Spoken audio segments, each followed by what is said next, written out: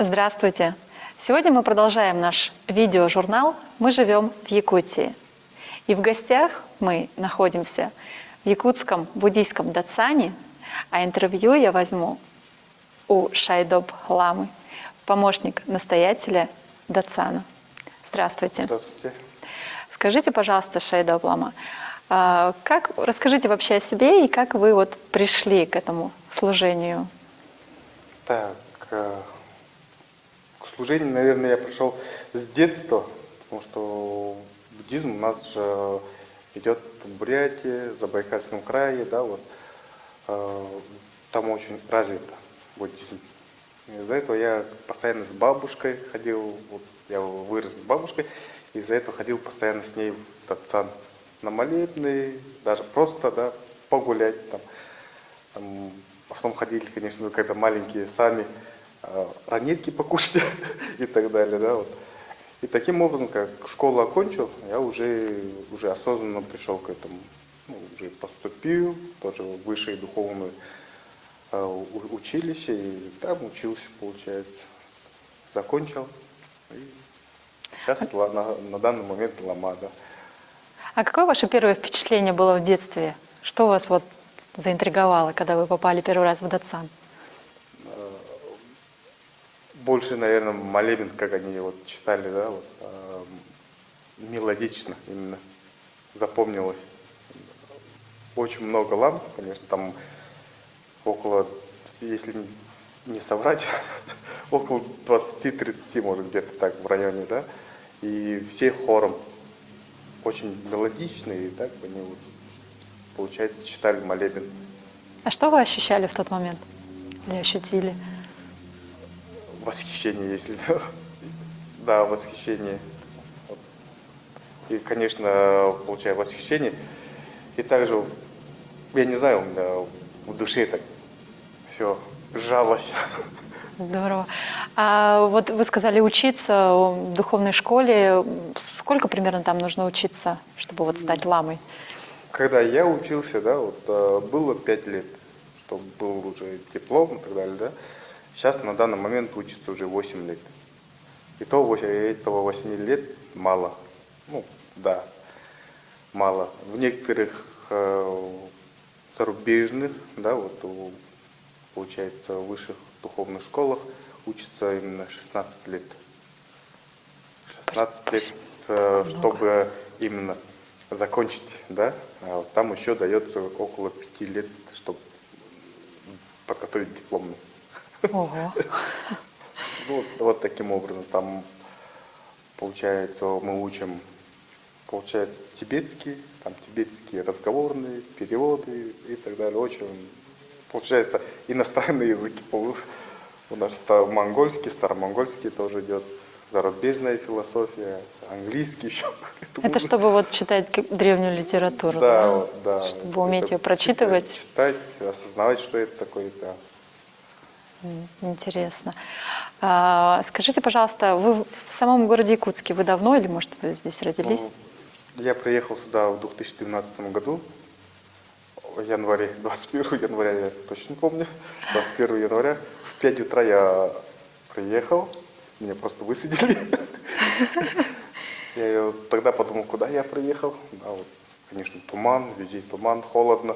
Но вы по приглашению приехали или как-то по распределению от учебного заведения? Нет, я сюда вообще приехал просто так. Я здесь не знал, что у нас здесь буддизм развивается.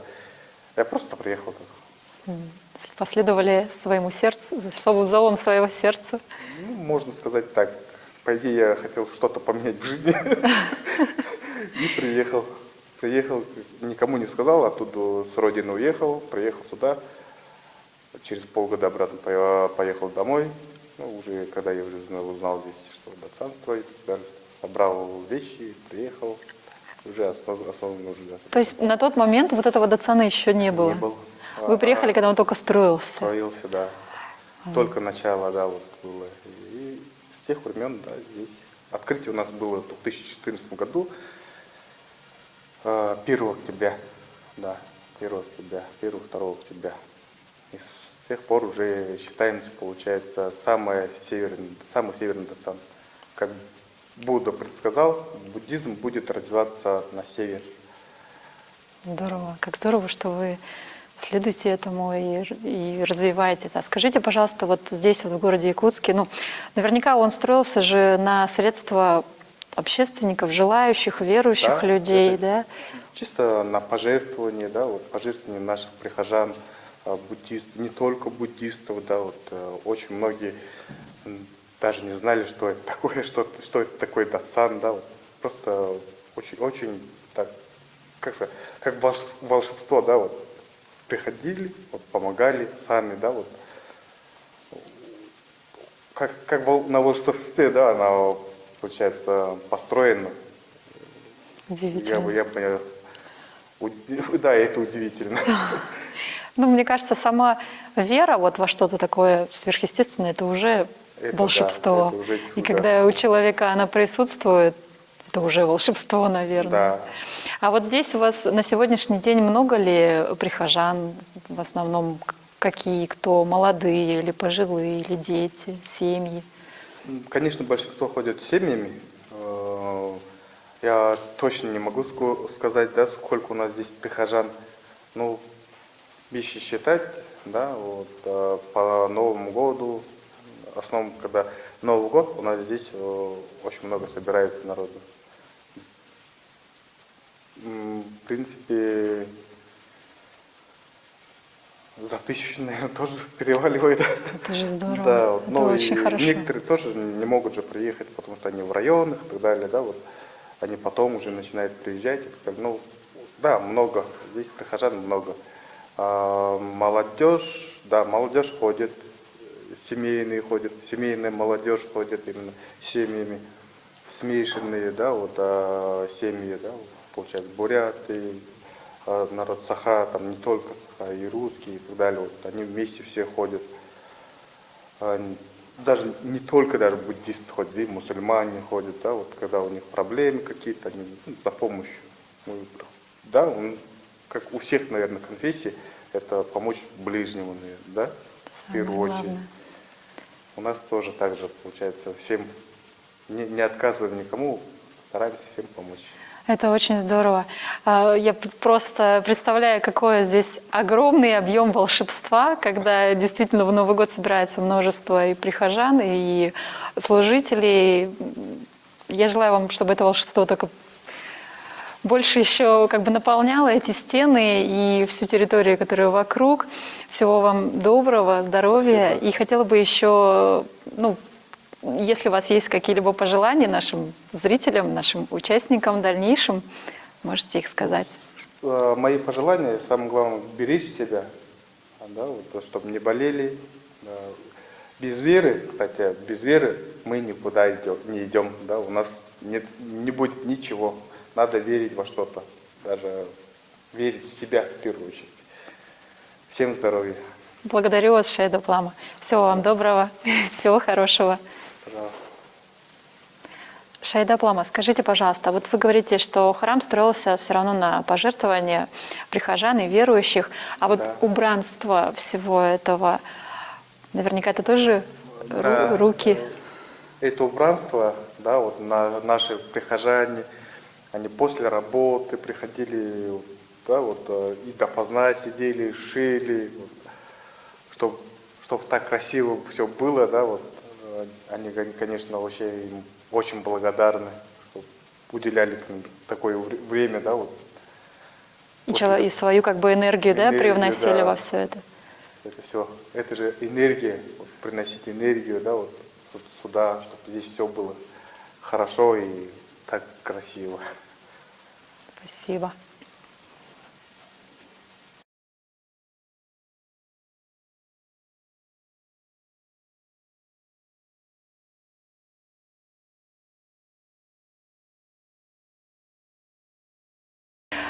Следующая наша остановка в мечети города Якутска. Ответить на мои вопросы и рассказать о себе любезно согласился заместитель муфтия Духовного управления мусульман Республики Саха-Якутия Нурудин Магомедович Нурудинов. Здравствуйте, Нурудин Магомедович. Здравствуйте. Расскажите, пожалуйста, о себе, о своем детстве и вот о своем профессиональном пути. Как вы пришли вот к работе, к служению? Ну, если, наверное, говорить о своем детстве, то я, скажем, даже если, как говорится, такая духовность самый высокий, но самый очень молодой человек, мне всего 27 лет, я 94-го года рождения. У меня отец тоже был человеком, который занимался непосредственно духовной работой. Он не был как таким официальным работником какого-либо духовного управления или вообще что-то вроде этого, но он был человеком, который находился всегда рядом, всегда помогал и такой твердой опорой для духовных религиозных людей. В связи с этим у него всегда было желание, чтобы хотя бы нас 4 брата, чтобы хотя бы один из сыновей был человеком, который непосредственно с этим связан. Потому что он питает, имеется в виду, большую любовь к этому. Исходя из этого, он как-то мне, я помню в возрасте 5-6 лет, зайдя в мечеть, ну это был не первый проход в мечеть, но вместе как-то зайдя в мечеть, я на окне мечети увидел книгу, написанную на арабском языке. Я на тот момент уже читал на русском, на своем родном языке, но на арабском языке, как бы не хотел, но не получалось, да. И вот какой-то такой детский интерес, я не скажу, что это какая-то детская принципиальность или что-то, но такой детский интерес, который в дальнейшем привел меня к тому, что я начал как-то это изучать, смотреть, расспрашивать, узнавать. И после окончания уже непосредственно школы, я поступил, на тот момент он назывался Северо-Кавказский исламский университет, на сегодняшний день называется Дагестанский исламский университет. Поступил туда, и таким образом началась моя, так скажем, именно учеба в исламском университете. Но до этого я посещал, имеется в виду, какие все посещают, это воскресные школы, имеется в виду, еще будучи школьником, да, и духовное воспитание, вообще духовное кормление какое-то у меня шло прям, можно сказать, с самого детства. И путь мне, можно сказать, уже был предначертан уже тогда еще. Но если коротко, то так, это вот именно о том, как я пошел к этому. В дальнейшем, конечно, уже годы учебы, имеется непосредственно магистратура, аспирантура, уже какие-то некие ученые степени и непосредственно практика тоже, конечно. И по роду своей деятельности, имея уже не только исламское религиозное образование, но мы знаем то, что мы живем, как говорится, в 21 веке, в светском государстве, и необходимо какое-то светское образование тоже.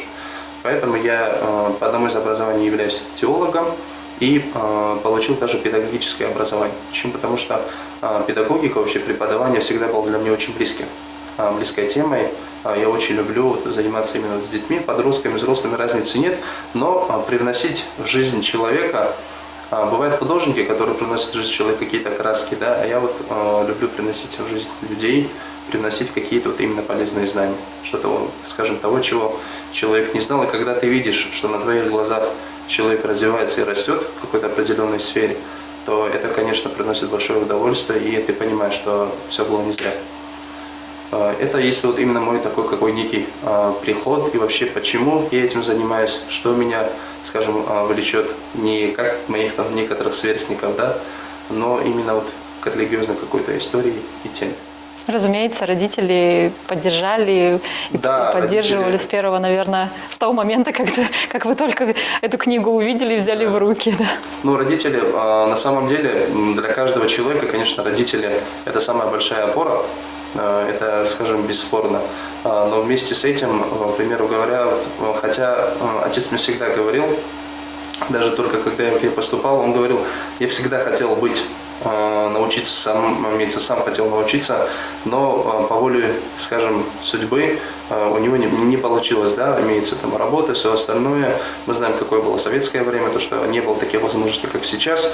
И в связи с этим, поскольку у меня у самого, говорит, не получилось, я приложу все усилия для того, чтобы хотя бы у вас получилось. И поэтому в этом плане родительская поддержка, в первую очередь именно вот отцовская, с отца стороны, она повлияла, скажем, неизгладимую какую-то такую роль.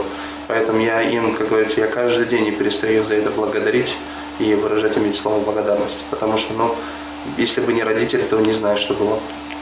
Даже не верится, что вот вам 27 лет, и действительно вот вы столько уже успели сделать и занимаете такой высокий пост. Наверное, не постесняюсь спросить, расскажите о своей семье на сегодняшний день. Женаты ли вы, есть ли у вас дети, и они здесь, в Якутске? Да, я женат, скажем, уже в этом году будет ровно 5 лет, в октябре месяце. У меня 2 детей, старший сын, уже 3 года, 4-й пошел, и младшая дочка, ей в августе месяце будет ровно год. Да, они здесь, конечно, вместе со мной, как моя жена говорит, мой дом там, где ты. Поэтому я же говорю, когда есть рядом такой человек, который во всех твоих каких-либо идеях, во всей твоей какой-либо деятельности, работе тебя всегда и во всем поддерживает, то, конечно, тот груз ответственности и тот груз, скажем, тех каких-либо проблем бытовых или каких-то не было, когда человек берет на себя в том плане, чтобы выполнять их, то и в плане работы, и в плане других каких-то моментов становится, конечно, проще и легче. Поэтому в этом плане я очень сильно благодарен своей супруге за то, что она так очень сильно помогает мне в этом деле. А скажите вот о работе в мечети здесь, в городе Якутске. Вот вы сюда приехали недавно или давно? Я работаю в городе Якутске уже с 2019 года. С 2019 года я работаю. Если говорить о работе в мечети, вообще она, можно сказать, такая разношерстная. Нет как такового одного направления или одной деятельности, которую непосредственно только этим занимаешься, и все, нет.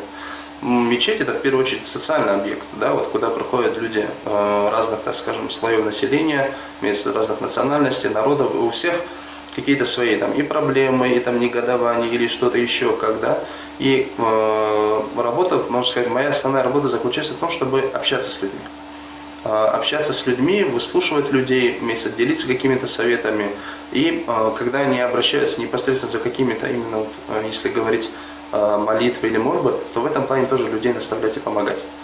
Поэтому в исламе вообще человек, в первую очередь, основной диалог человека идет непосредственно напрямую с Богом, можно сказать, да, не через кого-то или не через что-то, напрямую человек, приходя в мечеть, он совершает молитвы, имеется в виду, просит какие-либо мольбы уже напрямую у Бога.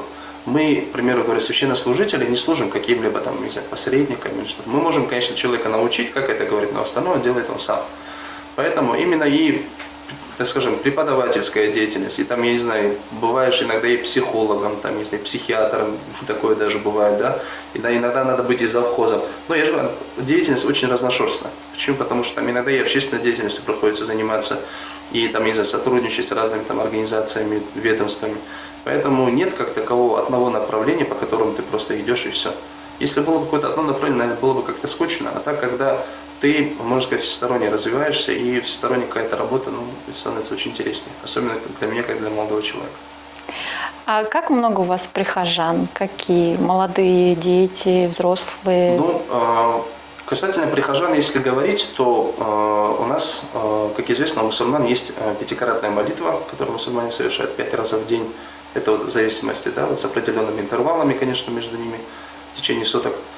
И, к примеру говоря, стабильно вот люди, которые проходят на молитву в мечети, это на каждую молитву около там, до 100, может даже больше человек.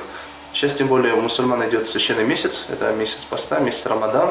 Сейчас бывает люди даже больше, там и до 200, до 300 доходит, это на каждую молитву. Не считая вечерние молитвы, на которые там проходят там, около там, до 700, до 800 людей тоже, это на протяжении каждых дней. Также есть пятничная молитва, которая совершается в неделю раза, в обеденное время. Ее посещает, конечно, несколько тысяч человек. Несколько тысяч человек. И в году у мусульман есть 2 таких известных праздника. Это праздник вот, окончания как раз поста, он будет буквально через недельки-2. Это праздник Ураза-Байрам. И праздник жертвоприношения, праздник Курбан-Байрам. На праздничную молитву в год 2 раза собирается там более 10 тысяч человек, там, до 15, до 20 даже доходит. Здесь, в Якутске? Да, это здесь в Якутске только. Это не считая еще другие города, районы, к примеру говоря, нашей республики. Это только в городе Якутске. Поэтому прихожан очень много, но вместе с этим, чтобы, к примеру, помолиться или что-то вроде этого, не обязательно прийти в мечеть. Очень многие люди, к примеру, женщины, там, дети или что-то, как, ну, у кого, например, даже мужчины, у кого не получается в мечеть прийти, они могут это делать спокойным образом и дома, поэтому в этом плане как таковых ограничений нет. Интересно. Вот для детей, как вы привлекаете, вот, ну, приобщаете вот к вере с подрастающее поколение? Для детей что-то есть уроки или та же воскресная школа? Все равно вот основные, так скажем, прихожане мечети, это, конечно, в большинстве случаев это молодежь. Если мы говорим, это люди, конечно, там, до 35, до 40 лет, это ну, люди молодого возраста. Касательно детей, именно если говорить, это, конечно же, к примеру, говорят, как я на своем личном примере вначале говорил, как родители дают такое некое воспитание, в каждой семье дается определенное такое воспитание, и религиозное воспитание, конечно, непосредственно. Почему? Потому что есть такое, некое такое заблуждение в обществе, что человек должен быть физически и умственно развит, что духовное развитие не имеет как такового большого значения, особенно в современном мире, когда все говорят о глобализации и всего остального. Но я, скажем, в корне с этим не согласен. Почему? Потому что духовность человека должна быть тоже, духовное развитие, оно обязательно должно быть. Без духовного развития представить ни физическое, ни умственное развитие, оно невозможно. Почему? Потому что духовное развитие – это то самое человеческое, что у нас есть, что его подкрепляет, заряжает, можно сказать. Поэтому для детей у нас есть не только так называемая воскресная школа, но у нас уроки для детей проходят это каждый день, это с утра до вечера, в течение дня. Любой из детей, подростков, там разницы нет, там нет как таковых ограничений. Любой человек может получить какие-то полезные знания, там, связанные с основами ислама, связанные там, с арабским языком, связанные непосредственно с чтением священной книги мусульман Корана. И, например, в течение дня люди приходят, уходят на таком абсолютно такой факультатив, можно сказать, который свободный. Поэтому как таковых в этом плане временных рамок нет. Это вот круглый год, таким образом это все происходит. Зимой бывает побольше, потому что, как говорится, все равно особо там тут не разбежишься из-за климатических условий. Летом все равно детей бывает, например, в летнее время из-за каникул тоже бывает очень много детей. Даже там до 100, до 200 детей доходит, потому что каждый день, который проходит на уроки. А вот такой вопрос. Что вам не позволяет, или, может быть, в какой-то момент жизни не позволило усомниться, или даже если вы усомнились в своем пути, то что вновь вас вернуло на этот путь? У меня, слава Богу, не было как таковых, наверное, каких-то искушений, можно сказать, да, или что-то в жизни такого, что произошло, меня или потрясло, что-то такое, которое могло меня как-то заставить усомниться в правильности вообще моего пути, вообще тем ли я занимаюсь, или вообще все, что с этим связано. Но непосредственно, когда ты видишь, на самом деле, особенно на сегодняшний день, все эти последних событий, что когда человек, условно говоря, видит, что от него ничего не зависит, все в руках на самом деле только Бога, в этот момент ты на самом деле более как-то подкрепляешься, закрепляешься в этом плане, что на самом деле это то самое, к чему стоит идти. Я помню высказывание одного известного врача, когда он рассказывал, что бывает, говорит, ситуация, когда ты лечишь человека, вроде бы, говорит, человек с таким очень легким таким каким-то симптомом, с болезнью, провели какую-то операцию, и он, говорит, на утро уже должен восстановиться, и вместе там, говорит, никаких проблем не должно быть. Но вместе с этим, говорит, в соседней палате может лежать пациент, который там, уже, грубо говоря, уже человек, там уже ничего не сделаешь, так скажем, да, уже все возможное сделали, но шансы на то, что он выживет, они, крайне малы. И на утро, говорит, происходит так, что тот, у кого были шансы крайне малы, он, как говорится, воспрял, и, как полагается, имеется в виду, все нормально с человеком. А тот, у которого вроде бы там практически, ничего такого не было, он наоборот, там, скажем, человек или ему стало хуже, или он вовсе, скажем, умер, да. И в такие моменты он говорит, ты на самом деле понимаешь присутствие Бога в медицине, что там уже от тебя, как от врача, как от человека, в данном случае, мало что зависит, там уже все в руках Господа Бога. И такие примеры, скажем, на своем личном примере, или даже на примере близких, знакомых, прихожан, когда ты как-то смотришь, узнаешь, читаешь, какие-то жизненные истории слышишь, ты осознаешь и понимаешь, что ты занят именно тем, чем надо, и идешь по тому пути, по которому надо. Нурудин Магомедович, при всей вашей ответственной, интересной, такой разноплановой работе, есть ли у вас хобби? Какое оно? Хобби. Это, наверное, такой вопрос больше провокационный, я скажу почему. Потому что на самом деле, как вы сказали, при всей занятости, то на что-либо другое, на какое-то хобби или развлечение, иногда, зачастую, к великому, конечно, моему сожалению и к стыду, не всегда даже, чтобы элементарно с детьми погулять или на это время хватает. Но я стараюсь в день, хотя бы, как говорится, в каком бы состоянии я ни находился, при какой бы занятости не было, в начале дня, вообще за день, обязательно за сутки, как минимум полчаса уделить чтению. Обязательно уделить чтению, разница нет, какую книгу или что, как читать, но обязательно что-либо читать. Это единственное, на что-то я могу, выделить время. а больше как таковое хобби или что-то вроде этого. Может, наверное, есть много всего разного, чем можно было бы заняться или чем интересно было бы заняться, но в силу занятости и нехватки времени пилить, к сожалению, не успеваешь. На этот вопрос, наверное, лучше ответить так. Ну, это очень прекрасное хобби. И я благодарю вас за сегодняшнее интервью, за ответы на вопросы, за ваше внимание, за то, что вы все-таки нашли в своем плотном графике время для нашего видеожурнала. И хотела бы, чтобы вы сейчас в сторону камеры, наверное, да, сказали свои пожелания зрителям и телезрителям, которые будут смотреть наш видеожурнал. Я хочу вас поблагодарить, Екатерина, за данную такую возможность. Почему? Потому что подобного рода материалы, подобного рода вообще видеоролики, они служат такой некой разъяснительной работой, может быть, просветительской работой для людей, чтобы люди более лучше поняли, более лучше осознали и все, что с этим связано. Но тем людям, которые будут непосредственно смотреть нас, я в первую очередь, наверное, хотел бы пожелать здоровья, благополучия, успеха, счастья. Мусульмане говорят счастье в обоих мирах, поэтому я желаю такого же счастья и дай Бог, чтобы все у всех было хорошо. Благодарю вас. Всего вам доброго, успехов, профессионального роста, семейного благополучия. Взаимно. И еще побольше времени на хобби. Взаимно. До свидания. До свидания. Здравствуйте. Христос воскресе! Сегодня мы находимся в благодатной, наипрекраснейшей Якутской епархии. И на мои вопросы любезно согласился ответить отец Никандр.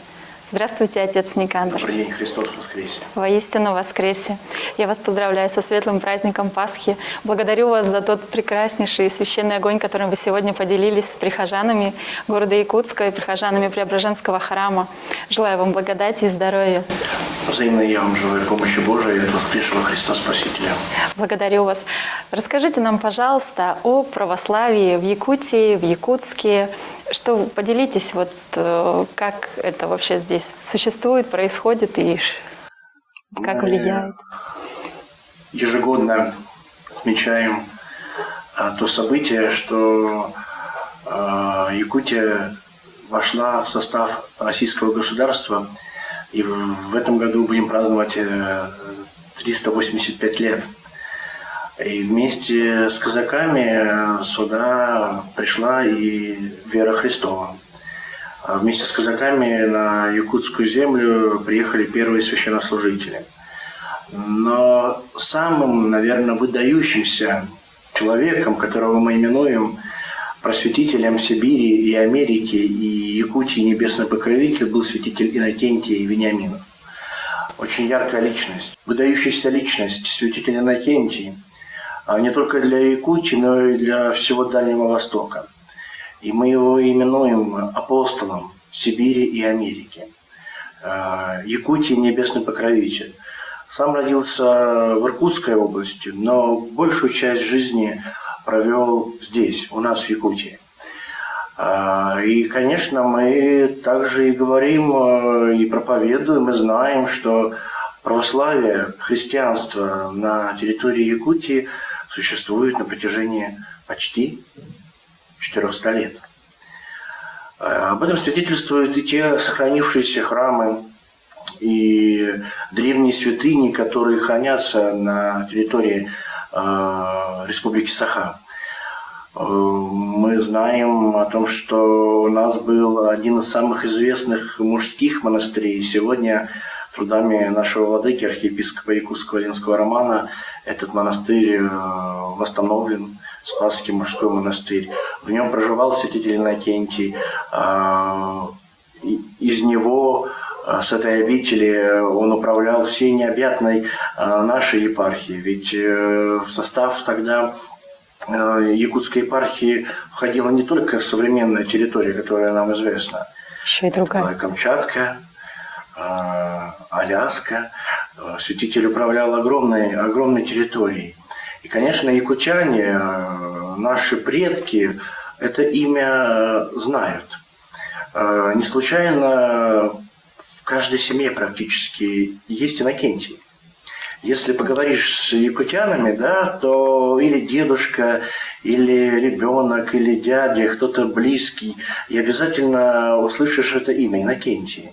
потому что знали великого просветителя Якутии. Народ его не просто уважал и почитал, а любил. Сегодня он прославлен в лике святых, прославлены. Его мощи находятся, почивают в Свято-Троицкой Сергиевой Лавре, в сердце русской церкви, сердце православия, в главном монастыре нашей церкви. Сегодня к святителю Иннокентию едут очень-очень многие, потому что он оставил богатейшее наследие.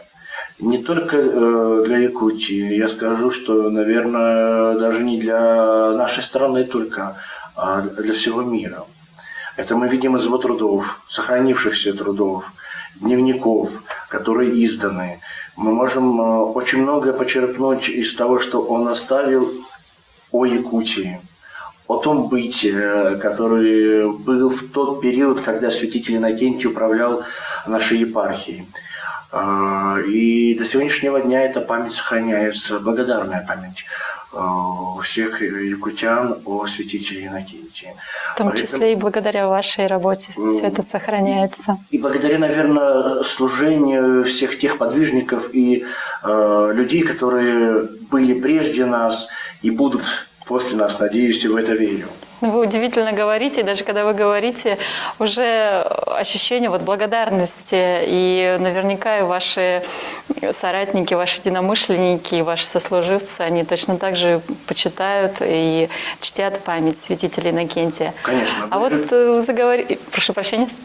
Вы же видите очень многие сохранившиеся храмы. Да, конечно, годы лихолетия, безбожные годы, они не обошли стороной нашу республику. Они не обошли стороной Якутию. И я сказал бы вам даже, что, наверное, Дальний Восток пострадал больше, чем центральная часть России. Здесь были практически уничтожены многие храмы. Но благодарная память якутян дала такую возможность знать места, где находился тот или иной храм, где находилась святая обитель. И многие святыни уже восстановлены. Восстановлены на территории нашей республики, восстанавливаются и по сей день. И это говорит о том, что не просто восприняли якутяне в свое время проповедь от миссионеров, от святителей Иннокентия, от тех священнослужителей, которые несли Слово Христово истины на якутской земле, а это все отображено в первых школах, в тех храмах, в тех святынях, как я уже сказал, которые мы сегодня видим и лицезреем, особенно когда выезжаем в улусы, в отдаленные части нашей республики, и мы видим, что эти святыни сохранялись. Да, возможно, там не было на протяжении десятков лет священников. Их просто не было. Их не воспитали к нынешнему периоду. Многие были просто расстреляны и уничтожены. А вот святыни многие хранили наши предки. Сегодня, вы говорите, а сейчас? Да, сегодня, честно признаюсь, конечно, не хватает священнослужителей. Но мы стараемся не забывать отдаленные уголки нашей республики. И даже там, где не может находиться постоянный священник, владыка старается к большим, к великим праздникам всегда отправить священнослужителей. Он говорит, пусть в самом городе Якутске останется один или два человека, они пускай немножко потрудятся и больше усилий приложат. Да, придется больше совершать богослужений, придется больше общаться с народом, но там, где нет постоянного священника, владыка не оставляет эти местности.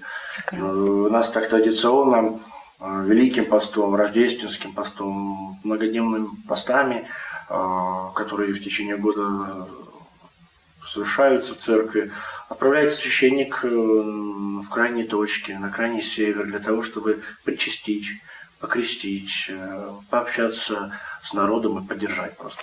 А вот вы сказали, что восстановлен монастырь. Его выпускники, они, наверное, тоже направляются, да, в республику, в отдаленные Конечно. районы? История Спасского мужского монастыря тоже уникальна.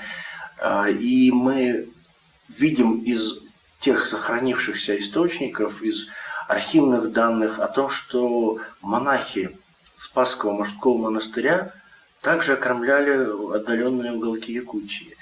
Я думаю, что, наверное, наша республика никогда не была перенасыщена священнослужителями.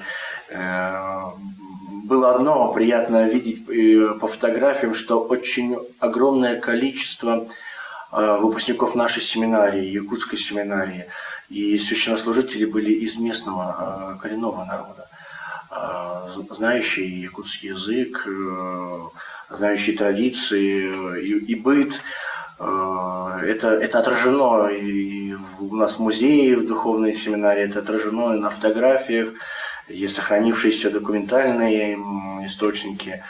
Но Спасский монастырь всегда был уникален, он был всегда миссионерским монастырем. Он выполнял такую некую миссию, помимо того, что монахи несли послушание, служили здесь, в городе Якутске, в столице республики, но очень часто они направлялись в отдаленные уголки для того, чтобы также совершить необходимые богослужения и таинства.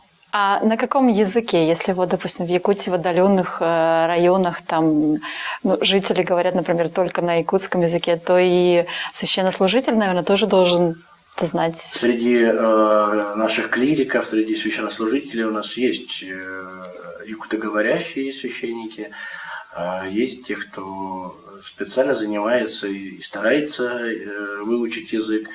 Но, честно признаюсь, сегодня даже в отдаленных уголках Якутии маломальски, но все равно общаются и говорят на русском языке. Надо же, удивительно. Благодарю вас.